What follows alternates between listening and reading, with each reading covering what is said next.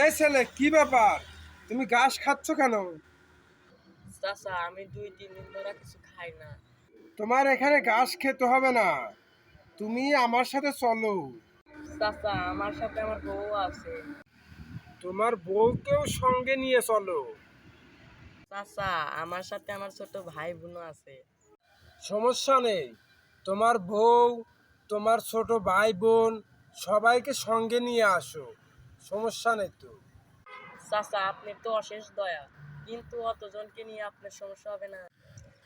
না, আমার কোনো সমস্যা নাই, কারণ আমার বাগানের ঘাসগুলা অনেক বড় বড় হয়ে গেছে। যদি কামলা সামলা নেই তাহলে টাকা খরচ হবে। আর তোমরা যদি 15-20 জন থাকো আমার তাতেও কোনো সমস্যা নাই। তোমরা গিয়ে খাবে, আমার বাগানের ঘাসগুলো সব শেষ হয়ে যাবে।